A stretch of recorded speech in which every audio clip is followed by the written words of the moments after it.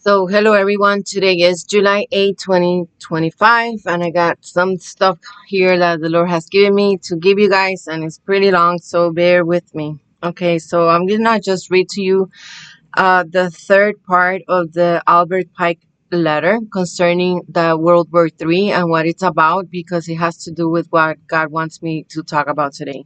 So the letter it ends with this: the Third World War must be fomented by taking advantage of the difference caused by the agents of the Illuminati between the political Zionists and the leaders of Islamic worlds. The war must be conducted in such a way that Islam, the Muslim Arabic world, and political Zionism, the State of Israel, mutually destroy each other. Meanwhile, the other nations, once more divided on this issue, will be constrained to fight to the point of complete physical, moral, spiritual, and economical exhaustion. We shall unleash the nihilists and the atheists, and we shall provoke a formidable social cataclysm which, in all its horror, will show clearly to the nations the effect of absolute atheism, origin of savagery, and the most bloody turmoil. Then everywhere the citizens obliged to defend themselves against the world minority of revolutionaries will exterminate those destroyers of civilizations. And the multitude, the solutions with Christianity, whose deistic spirit will from that moment be without compass or direction, anxious for an ideal but without knowing where to render it its adoration. It will receive the true light through the universal manifestation of the pure doctrine of Lucifer, brought finally out in the public view. This manifestation will result from the general reactionary movement, which will um, follow the destruction of Christianity and atheism, both conquered and exterminated at the same time. And so I want to emphasize this part where it says that then everywhere the citizens obliged to defend themselves against the whole world minority of revolutionaries will exterminate those destroyers of civilization. So here we have exactly what they're doing right now. They're filling up all the countries where the people who actually built civilizations that are like how it is here in used to be here in America as well as in Europe, where things were pretty much in order and in peace. They're flooding all these countries with immigrants, and I'm sorry to say it, but this is what their plan says here. The minorities, the immigrants, the ones that don't know how to build civilizations are being flooded into these Western countries that do know how to make a civilization so that they can be destroyed. It's very clear, you guys, that this is their plan. So they're sending third world country people by the masses to go influx and infiltrate all of these beautiful civilizations that have been built with a lot of work, a lot of hard work, and a lot of discipline, so the whole entire world can be a huge ghetto. So now that we have that established, the Lord wanted me to show you guys that we are right in the middle of this war right now, and it is getting in that boiling point. And the Lord was telling me they are making the people psychotic and psychopathic and sociopaths. Like, this is their goal. They're trying to divide us into such a way that we hate each other in such a manner that we are literally all turning, well, not all of us, obviously, but that majority is turning into real psychopaths. And the Lord gave me this message, which is pretty hard to swallow. The spirit of Haman. It's Esther chapter 3, verses 5 and through 6. And when Haman saw that Mordecai bowed not, nor did him reverence, um, then was Haman full of wrath. And he thought scorn to lay hands on Mordecai alone, for they had showed him the people of Mordecai. Wherefore Haman sought to destroy all the Jews that were throughout the whole kingdom of as Ahasuerus, even the people of Mordecai. What is happening right now here in America and probably in Europe as well is an all-out war against Christian values. The same spirit that was upon Haman has been unleashed upon many people throughout the world. Just as Haman sought to kill all the Jews for refusing to bow down to their king, in this time the Jews were not being evil, they were right. They were not bowing down to a different God. Now many people desire to see the destruction of my children, says the Lord. The Illuminati put Trump in power, you guys. And this is hard for so many to understand, but it's the truth, to represent the white evangelical Christian man, the Christian American man. Also, I guess Europe can be part of it, with the purpose to destroy their image. The Lord allowed Trump to be in power to use them as a decoy, so that Trump was used to identify all the lukewarm church and to expose the false prophets who were going to be behind Trump and pretend that it was the will of God and it was to bless God, and to test the hearts of everyone to see where you stand. Do you love the truth or do you love lies? The world is officially hating those who refuse to bow down to the God of Malak, by refusing to legalize abortions or at least fighting against abortions. Those who hate people who are against abortion are like Haman. They also are hating the people against many other Christian values. But the spirit of Haman is not only on the Democratic Party. The spirit of Haman has definitely been poured out upon many lukewarm Christians as well. People who call themselves Christians but are hating on immigrants that came in this country trying to escape a very terrible situation. Immigrants that aren't criminals and who many of them were actually victims of what the elites are doing to destroy the whole world, because they destabilized their native country so that then they can encourage and even enable those people to come here to our country. This is not their fault, you guys. Whether it's wrong or right, it's irrelevant concerning their human rights. We cannot be dehumanizing immigrants. They are victims as well. And we have to always acknowledge that. You can't be that selfish that you just don't care and think, oh no, they need to be treated like a criminal, even though they're not. Many lukewarm Christians are not caring to seek the truth on this matter and what is really happening, and they are oppressing the stranger, which is a sin in the Bible. If you read the book of Deuteronomy, it's in there. Many lukewarm Christians are rejoicing as they watch many of these immigrants being dehumanized and even killed in some of the detention centers. And we now not only have the Republicans doing this psychotic thing because they're becoming psychopaths, but now we have the Democrats that are starting to hate the Republicans because of what they're doing and what they've done, that are also rejoicing concerning some Hispanic Republicans that are now becoming immigrants that are being detained and deported. And that, like I'm telling you, God is showing me that people's hearts are becoming psychopathic because of how much hate is brewing in everyone. The elite has done a great job at exhausting everyone with all of the chaos that they have brought upon us. And truly, the majority of the people in this land genuinely hate each other. In Exodus chapter 20, God wanted me to remind you all this. And God spoke all these words, saying, I am the Lord thy God, which hath brought thee out of the land of Egypt, out of the house of bondage.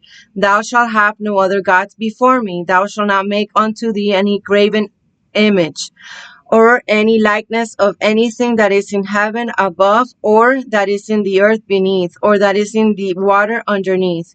Thou shalt not bow down thyself to them. Catholics, beware.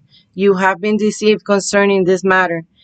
Nor serve them. For I, the Lord thy God, am a jealous God, visiting the iniquity of the fathers upon the children unto the third and fourth generation of them that hate me, and showing mercy unto thousands of them that love me and keep my commandments. Thou shalt not take the name of the Lord thy God in vain, for the Lord will not hold them hold him guiltless that takes his name in vain. Remember the Sabbath day to keep it holy. 6 days shalt thou labor and do all thy work, but the seventh day is the Sabbath of the Lord thy God. In it thou shalt not do any work, thou nor thy son, nor thy daughters, nor thy manservant, nor the maidservant, or thy cattle, nor thy stranger that is within the gates. For in 6 days the Lord made heaven and earth, the sea and all that is in them, and rested the seventh day. Wherefore the Lord blessed the Sabbath day and hallowed it. Christians and Catholics, ask yourself, why is it that we changed this commandment? This is extremely important to God, and we decided to just go on and not keep it, and instead we honored the Sunday. That's paganism, you guys. That's not from God. Honor thy father and thy mother, that thy days may be long upon the land which the Lord thy God gave you. Thou shalt not kill. Christians, why are you supporting Netanyahu? We already know that it's very clear that they're doing a genocide against the Palestinians. Thou shalt not commit adultery. Thou shalt not steal. Thou shalt not bear false witness against thy neighbor. Thou shalt not covet thy neighbor's house. Thou shalt not covet thy neighbor's wife, nor his manservant, nor his maidservant, nor his ox, nor his donkey, nor anything that is in thy neighbor's. And then in the book of Esther, chapter 3, verse 8, it says, And Haman said unto King Ahasuerus, There are certain people scattered abroad and dispersed among the people in all the provinces of thy kingdom, and their laws are diverse from all people. Neither keep they the king's laws, therefore it is not for the king's profit to suffer them. If it is pleased the king, let it be written that they may be destroyed, and I will pay 10,000 talents of silver to the hands of those that have the charge of the business, to bring it into the king's treasures. So consider your words and your ways, and understand that if you support abortion, the genocide in Palestine, for example, oppressing innocent immigrants, the LGBT movement, which is abusive, especially for the children in the way that they're doing, which they're mutilating their genitals without them really understanding what is happening to them. That is child abuse. If you support LGBT movement, and which is also against God, going against your gender, which is a deception and part of their depopulation agenda, because if everybody became gay, then we stop reproducing. Remember that, guys. Use your brains. If you support oppressing the poor and all the unethical issues plaguing our country right now, whether you are a Democrat or a Republican, a Christian or an atheist, you will be judged in the same manner Haman was judged by God for daring to try to destroy his people for obeying his statutes, because that's the other one. When you support everything that is against the values of God, then you're also oppressing those of us who choose to be in agreement with God. So in the book of Esther, chapter 7, verses 9 through 10, it says, And Harbonah, one of the chamberlains, said before the king, Behold also the gallows 50 cubits high, which Haman had made for Mordecai, who had spoken good for the king, stands in the house of Haman. Then the king said, Hang him thereon. So they hanged Haman on the gallows that he prepared for Mordecai. Then was the king's wrath pacified. Be not deceived. God will not be mocked. Whatever a man sowed, that he will reap. If you sow for the Spirit, you will reap life. And if you sow for the flesh, you will reap death.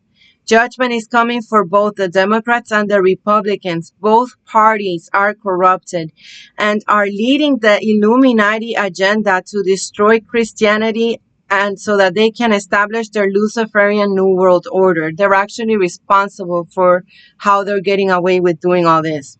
Repent for the gallows that each person has set up to destroy their neighbor will be actually used against them instead, just as in the story of Esther. And so I wanted to share with you guys that my son also had a dream right when I was making this message. And I'm like, wow, lately God has been giving my son dreams that match with the things he wants me to come up here and talk to you all about. This dream was pretty crazy. And it also matches with a prophetic thing that I saw. I don't know if you guys know this lady that she used to have a channel called Joshua Servant, and she was very prophetic. I used to follow her for many years, and she once talked about how God showed her that the movie The Hunger Games and also the movie The Stand, or the book The Stand from Stephen King's, was gonna be literally the future, like literally to the teeth. That's their plan. Those movies are not movies, they are what they're planning to do for the future.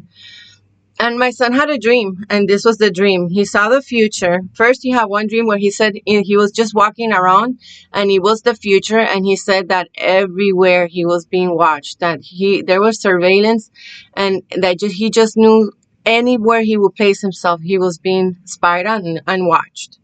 And then he had another dream where he was in a group of people. Wait, I need the flashlight. He was in a group of people, and they were uh, assigned to do different tasks within a game. He was assigned with a very dangerous task of building a staircase where he could fall and potentially die. Someone else that he was with was assigned with feeding dogs, as those dogs had to be fed until they evolved into a new version of dogs. This part right here is kind of for us, like my son and me used to feed a lot of ducks here throughout our time in this trailer where we live, because we didn't have any dogs or cats or any pets, and we had a lot of ducks just walking around all the time, and they were super cute, so we used to kind of feed them all the time. But then they got too out of control, and then the owners of the whole trailer park were starting to forbid everyone from feeding the dogs. But it became a hard thing for us to do, because we even, like, we fell in love with these dogs. They were like our little dogs, and we even like followed their lives, and we were very attached to them. So it was hard for us to see them starving. They were literally being starved, and we kind of wanted to like keep feeding them. And it became a very challenging thing, because they really didn't want us to feed them. And we even got a threat that if we were busted feeding them, we were going to be evicted.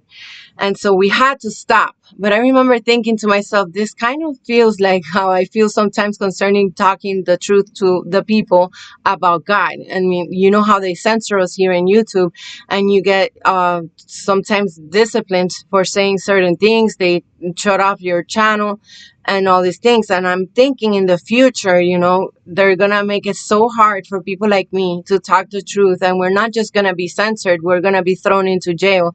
And I remember thinking concerning the ducks here in my life with my son, that it was kind of like a training, because we still fed them, even though we were being threatened that we would have to be evicted. Until eventually we just stopped. But we did go through a season where we're still feeding them, hiding from everybody so that they don't starve in front of our face. And I remember thinking, maybe this is God training us to continue to preach, even though we're going to be risking being going to jail or even killed, because that's what's coming, you guys. So for my son to have this dream with the dogs was kind of prophetic, in my opinion. And I think that has to do with what I used to always say, because I used to say this to my son all the time. I think God is training us to feed the truth to his people, even though we're going to be threatened with many different things if we don't do that. And so he also said that he saw everyone, that he knew everyone else that he was in the group with also had a similar task that they had to all do. And then if they didn't succeed with the task before the supervisor would see them, then they would have to hide from them or get away from them, because if not, they would get tortured. Also, let me say something. In the dream my son had, I think is backwards concerning the dogs. I think that they're gonna demand from the people to tell lies, and because God was also telling me throughout this message that they're gonna reward immorality, they're gonna reward bad behavior, and they're gonna punish morality and ethical behavior. So they're gonna want people to influence others, especially the youth, because always the youth is the most important thing, to influence them into wrong things and into the wrong path and into deception. So I think that feeding the dogs so that they can evolve into something was meaning like you gotta tell them lies so that they can become what they want. So every form of torture was unique to each task And then my son said that for the dogs, if you would not have succeeded in what they had wanted for you to do to them, you would have to get chained to raw meat, which I don't know what that means, with your breathing being compromised by the chain, and you only could breathe very shallow breaths. And he said it was horrible, and that it was also in a very hot environment. And then he says that during the task, I didn't any he didn't any of my colleagues, that he didn't trust any of the people he was with because he knew that they were all allowed to kill each other, literally the Hunger Games, you guys. And I talked about the Hunger Games a while ago. I will look at that video in Rumble and put it in my description box because I remember having a message concerning that movie. So we weren't good to each other. Nobody was nice because everyone was under guards because nobody could trust each other. And that's what it's brewing right now amongst everybody, you guys. They are feeding everyone YouTube, especially social media. Everybody has an echo chamber of what they are agreeing with, and it's a completely opposite to everything else and to everyone else. And every day they're just feeding themselves with so much hate concerning other types of people that are not in agreement with what they're thinking and what they're listening to. And when everything gets crazy, this is gonna get really bad because the hatred is real, is genuine. So my son said that they were all doing their jobs, and one of their supervisors came, and immediately he took it serious that the supervisor came, but since he hadn't accomplished his task, he hid. And he hid in an area that was very uncomfortable, and he was on top of like an air vent. But he said that his other colleagues didn't think it was a big deal, so they didn't hide, and they ended up getting caught and tortured. And in the dream, my son knew that it was done all out of pure entertainment, that the people that were doing this were sick and they were psychopathic, and it was all done out of pure entertainment, just like the movie The Hunger Games. And so one of the supervisors at the end was saying, why was my son the only one who decided to hide? And he seemed upset that no one was afraid of him and that no one was taking him seriously. And then I'm assuming too, a lot of my son's age group, they are completely oblivious of what's coming, and they don't know how sick these people that are in charge are, and probably they're not going to take them serious, and that's what's going to happen, which is why we need to be prepared. And so yeah, that was my son's crazy dream. And then I also want to share with you guys one last thing. My husband wanted to watch the movie Jurassic Park. We haven't gone into the movies for a very long time, and he just said maybe this one is good because a lot of the movies lately are horrible and not creative at all. And so my husband and me, we haven't gone to the movie in very long time. So I said, all right, let's go see Jurassic Park. It's PG-13. Hopefully it's not too bad. And so we went to see it, and generally speaking, it wasn't too bad. It was pretty exciting. It was okay, creative. But what I gotta tell you guys is that there is this pattern with the movies, and it's been happening for quite some time, where they are making the white man the villain always. And so in this movie, Jurassic Park, the men that were white were the ones that had like a psychopathic attitude about things. And then the black man was always the one that was kind and understanding and nice and compassionate. And I'm not saying this because of any racism whatsoever. I'm just letting you guys understand that subliminally, this is what they're doing to the people. They're really wanting the people to hate the white man. And so also in the movie, they are normalizing the kids having sex with each other. Like there's a part where there's a teenager couple and the father is with them, the father of the daughter, which is ironic because, you know, it's a father of the daughter.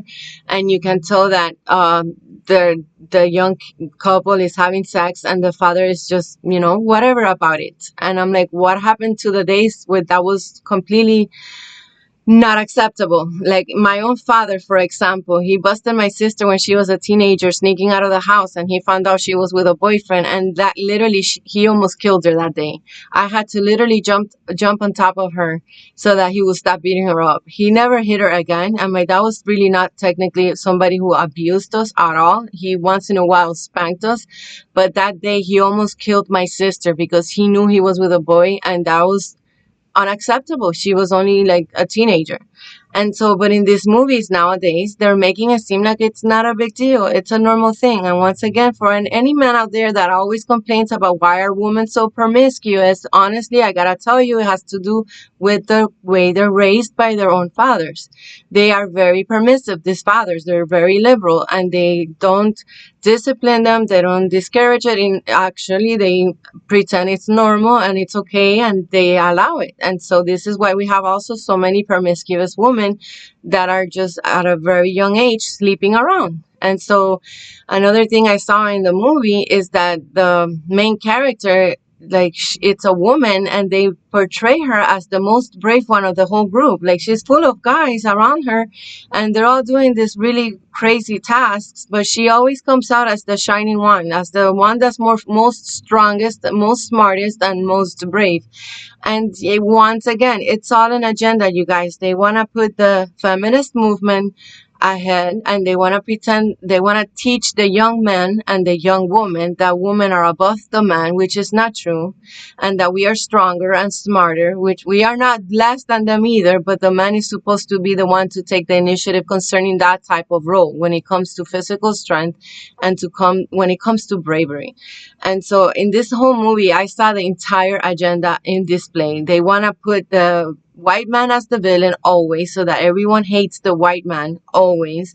They want to always exalt the immigrants as if they're the only ones who are kind to the humanity and who are compassionate, that acting like if the white man is not capable of that.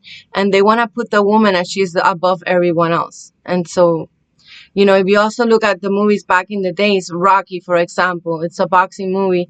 And if you take a close look, the agenda has been going on for quite some time, because the guy who killed the black guy, the black boxer in the movie Rocky, was a white guy with blue eyes and blonde hair. He looked German or Russian, but he was a white male. And then in the movie, he's the villain, he's the bad guy, and then he kills a black guy, and that's so bad. And then another movie, Karate Kid, the bully was a blonde guy and a white guy, and then they're always putting the white guy as the villain.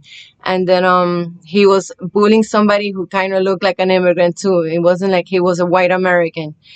In the movie Back to the Future, again, Beef, the guy who was the bully in that movie that was always torturing Michael J. Fox and his family, he was a white man, which also represents Trump, because supposedly this movie was a predicting programming for what's happening now.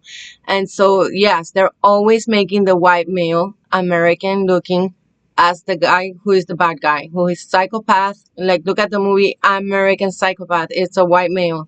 The Wolf of Wall Street, the white males. It's always the white males that are the bad guys. And that's subliminal, you guys.